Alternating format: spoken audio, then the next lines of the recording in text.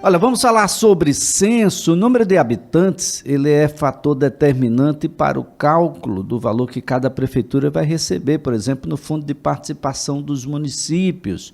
Uma das fontes de arrecadação anual dos municípios, aliás, para muitas cidades alagoanas, a principal fonte de receita. E a redução populacional nessas cidades, são 69 cidades alagoanas com redução populacional apontada pelo IBGE. É claro que isso preocupa os gestores, fica todo mundo aí descendo a madeira no IBGE, mas não tem só isso não, gente. Olha, a população, ela define também o número de representantes que o Estado pode ter, ou seja, na Câmara Federal, na Assembleia Legislativa, por reflexo. E esse é um assunto para o professor Gustavo Ferreira, advogado, especialista em direito eleitoral. Professor Gustavo Ferreira, com os números apresentados pelo censo do ano de 2022, apresentado aí na última semana, corremos o risco de ter menos deputados federais, menos deputados estaduais. Professor, um bom dia. Bom dia, Elias. Bom dia, os ouvintes da CBN. Tenho o prazer de estar falando aqui sobre direito eleitoral no começo do mês de julho, né? O novo mês se inicia. É verdade, professor. Bom, professor, esses números apresentados aí pelo IBGE, eles podem, de fato, nos levar a uma situação onde teremos que reduzir cadeiras na Câmara Federal, cadeiras na própria Assembleia Legislativa por reflexo? Vamos lá, usando aquele jargão nosso, vamos por partes, né? Primeiro, para os ouvintes entenderem por que há esta possibilidade, tá? Mas nós a gente está frisando a parte da possibilidade. A previsão da Constituição é que a Câmara dos Deputados é a representação do povo, tá? Então, diferente do Senado. O Senado é a representação das unidades da federação. Então, cada unidade da federação, cada estado e Distrito Federal, terão 3 senadores. Isso está definido, tá? No caso da Câmara, não. Como representa a população, eu vou ter uma quantidade de deputados federais de acordo com a quantidade de habitantes, certo? Isso é a previsão da Constituição. Sendo fixado pela Constituição um mínimo de 8 deputados federais e um máximo de 70. Então, São Paulo, apesar de ter 1/5 da população brasileira, como foi confirmado no atual censo do IBGE, tem 21% dos habitantes do país, São Paulo só pode ter no máximo 70. Roraima, que é o menor estado do país, com 600 mil habitantes, 600 e tantos mil habitantes, fica com um mínimo de 8. Então, mesmo que fosse um número menor, uma quantidade a menos, continuaria com esse percentual de 8 deputados federais. Tá? Como esse percentual de deputados federais acaba interferindo em deputados estaduais, como você bem mencionou, Elias, a regra é que até 12 deputados federais, eu acrescento 3 deputados estaduais na Assembleia. Para ficar mais claro, Alagoas tem 9 federais, né? Ou seja, está dentro dos 12, eu multiplico 9 por 3, eu tenho 27 deputados estaduais. Tá? A partir do 13º deputado federal, aí eu faço um acréscimo para cada um novo federal, um novo estadual. Então, até 12. Para cada um federal, 3 estaduais. Do 13º em diante, para cada um federal, um novo estadual. Por isso, como você bem mencionou, se eu reduzo o número de deputados federais, eu acabo reduzindo por tabela o número de deputados estaduais, porque o número de estaduais está vinculado ao de federais. Tranquilo até aqui, é muito número, né? Para segunda-feira logo cedo. De fato. Mas é porque nós temos o quê para equalizar essa situação?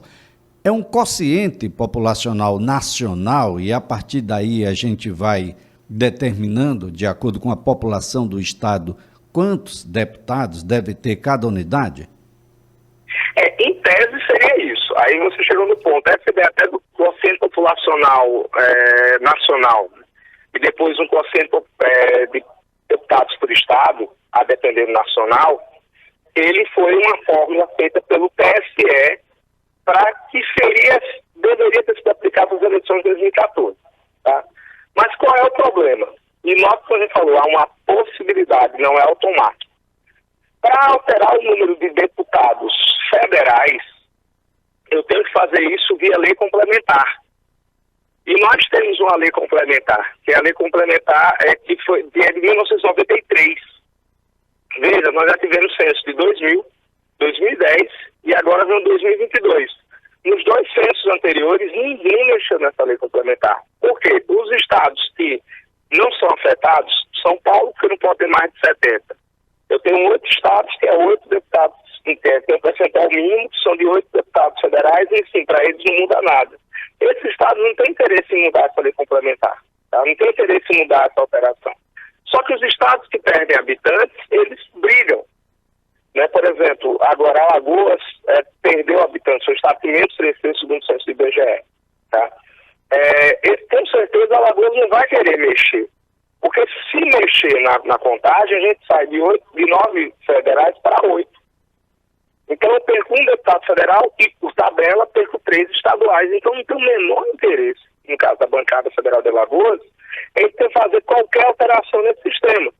E isso não é só Alagoas. Rio de Janeiro já perdeu deputados também, Paraíba já perdeu deputados também. Então, os estados que perdem habitantes, eles não querem mexer. Os estados que ganham, como Paraná, como Amazonas, Goiás, claro que eles querem mexer porque eles querem ganhar mais deputados federais. Só que aí fica nessa briga, de um lado, quem ganha querendo alterar, do outro, quem perde não querendo mexer, por óbvio, e os estados que, para eles, não vão alterar absolutamente em nada, tem o menor interesse em levar uma discussão que não vai afetá-los nem para mais nem para menos. Então, nós temos aí uma regra que é de 1993 que acaba se mantendo pela falta de um consenso político.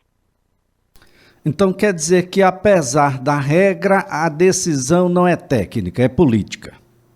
Exatamente. Você resumiu bem todo esse longo preâmbulo que eu fiz aqui. A decisão é política. A título comparativo, é diferente do que acontece nos Estados Unidos. Né? Os Estados Unidos são 435 deputados, se vale ter deputados federais, né? São 435 representantes. O mínimo é de 1, não tem máximo. Você vai respeitar o número de percentual de habitantes de cada estado, isso lá nos Estados Unidos. E de acordo com o resultado de cada censo, automaticamente se faz a redistribuição. Então lá não tem que buscar esse consenso político, é automático. Saiu o censo, saiu. Pronto, na hora que saiu o censo, já sabe qual estado vai ganhar mais deputados federais, lá, né? E o que vai perder deputados federais. Aqui não, tem que ser aprovada uma lei. E aí, para aprovar essa lei, é um consenso político. Bom, a coisa não é absolutamente nada fácil e não pode culpar o IBGE, né? Não, o IBGE, coitado, ele fez o seu trabalho técnico. Dentro das condições possíveis, com pandemia no meio, com questão de redução de recursos, o IBGE fez o seu trabalho, dentro do possível. Né? A questão é, efetivamente, uma determinação da classe política, porque a Constituição previu isso. Né? Uma coisa, talvez, se tivesse facilitado a mudança dos deputados federais, talvez facilitasse, se a gente tivesse a mesma coisa dos Estados Unidos, que lá as assembleias legislativas são definidas pelos próprios estados, não tem vínculo com o número de deputados federais. Aqui a gente tirou essa vinculação automática. Então, na hora que vamos imaginar a seguinte situação ali, vamos imaginar que a bancada federal de Alagoas aceita reduzir de 9 para 8. Mas a Assembleia Legislativa vai ser afetada, porque ela vai sair de 27 para 24. Nada impede que a Assembleia entre com a ação no STF pedindo para que seja mantida a regra, ou questionando a lei, porque ela vai ser afetada diretamente. E isso a gente está falando de Alagoas porque estamos em Alagoas, né? Qualquer Assembleia Legislativa do país que seja afetada no sentido de perder representantes, com certeza vai tentar fazer uma movimentação política, uma discussão, ou levar até o Poder Judiciário para evitar que isso aconteça. Bom, é sempre importante lembrar de que o número não cresce apenas ou não decresce apenas do nascer mais ou nascer menos. Há muita fuga, né? Muita gente que deixa o Estado. É preciso que o Estado seja melhor também. Por exemplo, a cidade de Maceió precisa ser melhor para a gente querer ficar por aqui, não ir embora e, por consequência, diminuir a população que aqui está e aumentar a população em algum outro lugar, como aconteceu em vários municípios, né? Nós temos uma situação dos municípios alagoanos aí, onde 69 Sim. deles, ou seja, quase 70% dos municípios alagoanos, tem menos gente agora residindo, morando, de fato, Sim. naquela unidade, naquele município, do que tinha 12 anos atrás, professor. Sim, não, e você foi no ponto, e aí, evidentemente, um professor de geografia, um estatístico pode até ficar melhor, mas você bateu em 2 pontos fundamentais. A gente tem efetivamente uma redução do número de nascimentos, né? A média nacional de nascidos por mulher é abaixo de 2, que é considerada a média para reposição, não é nem a média para crescer, mas a média para repor os habitantes. Nós tivemos um fato da pandemia no meio que gerou uma série de mortes diretas. A gente não está nem falando das mortes indiretas, né? Deixa eu falar somente das diretas.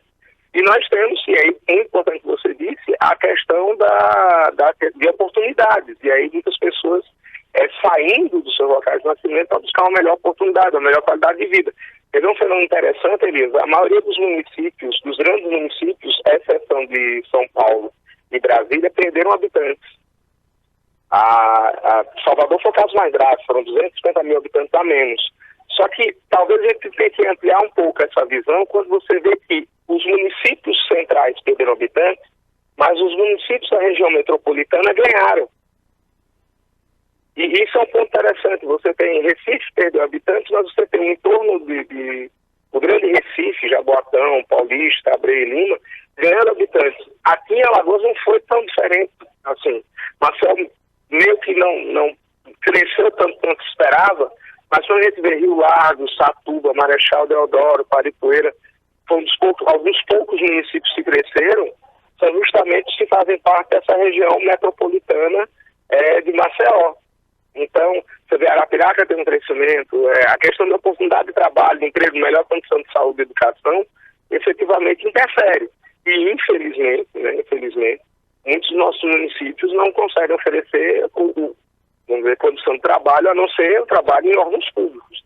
Agora, professor Gustavo Ferreira, vamos imaginar que, de fato, a regra seja cumprida e a gente tem aí a ocorrência de uma vaga a menos na Câmara Federal, 3 vagas a menos na Assembleia Legislativa de Alagoas. Isso já passaria a valer a partir da próxima eleição?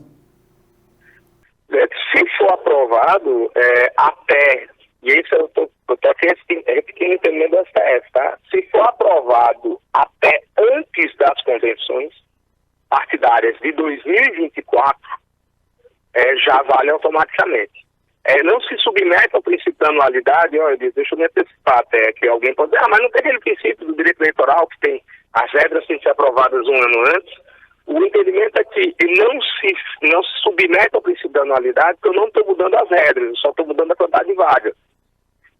Por isso que se limita essa mudança até antes das convenções, porque na convenção o número de candidatos a deputado federal, deputado estadual, depende do número de vagas. Então os partidos têm que saber, né, quantas vagas vão estar na disputa. Por isso agora eu fico aqui imaginando previsão do STF. A situação nos municípios. Vamos pegar aqui alguns exemplos. Campo Alegre tem menos 37,2% do número de habitantes que tinha 12 anos atrás. Joaquim Gomes, Jacuípe, Flecheiras, Colônia de Leopoldina, e aí eu estou citando os 4 porque estão numa região muito próximos um do outro, tem alguma coisa que não está acontecendo por lá e as pessoas estão indo embora, tem em regra acima de 21% a menos de população. Assim como acontece no âmbito federal, no âmbito municipal, traz algum reflexo? Por exemplo, teremos menos vereadores? Maceió, que tem menos de 1 milhão de habitantes, vai ter menos vereadores, por exemplo, do que deveria ter? Eles me perdoam a brincadeira, varia. Como diz o Matuto, varia. Depende de quanto foi essa redução. Deixa eu explicar para os ouvintes da CBN. A Constituição tem, no artigo 29, inciso 4, uma série de faixas, eu vou usar esse termo, faixas, tá? que fixa o número máximo de vereadores. Vai da letra A até a letra X, tá? Ou seja, quase o alfabeto inteiro. E aí, essa regra fixa um teto. Então, por exemplo, nos municípios até 15 mil habitantes, eu posso ter até 9 vereadores. Tá? De 15.001 até 30.000, 11, e por aí vai. Então, a redução, o percentual de redução, em si não interfere tanto, Elisa. O que vai interferir é quantos habitantes tem o município. Se Campo Alegre, mesmo caindo 26%, ainda fica na faixa de 30.001 habitantes até 50.000, ele pode manter 13 vereadores. Tá? O que não pode é o seguinte: se o município perdeu tantos habitantes hoje, tem menos de 30.000, aí ele não pode ter mais de 11, que é a faixa anterior. Tá? No caso, eu vou ter que ver a quantidade de habitantes e ver se o número de vereadores, né, daquele município ultrapassa o teto constitucional previsto. Se ultrapassar o teto, automaticamente temos que reduzir. Se não ultrapassar, eu posso fixar o número que eu achar melhor. Citando Maceió, nós ficamos com 956 mil habitantes.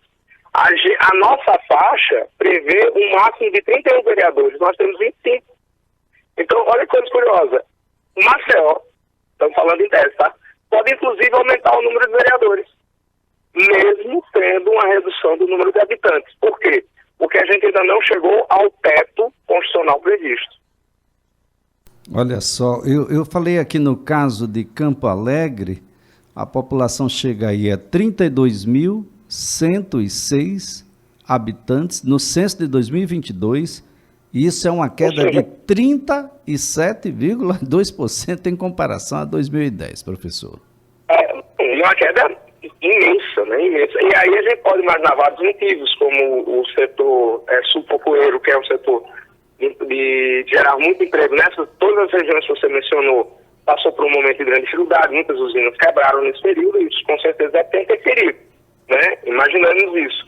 Mas no caso de Campo Alegre especificamente, mesmo com essa redução, se ele não tiver mais de 13 vereadores, ele pode manter o tamanho da Câmara. Mas se tiver 14, não, vai ter que reduzir. Mas se ele tiver 13, por exemplo, pode manter esse número. Perfeito. Muito curioso. A situação não é absolutamente nada fácil. Professor, foi um prazer tê-lo aqui no CBN Maceió. Um ótimo início de semana. Eu que agradeço. Um bom começo de semana para ti e para todos os ouvintes do CBN. Forte abraço.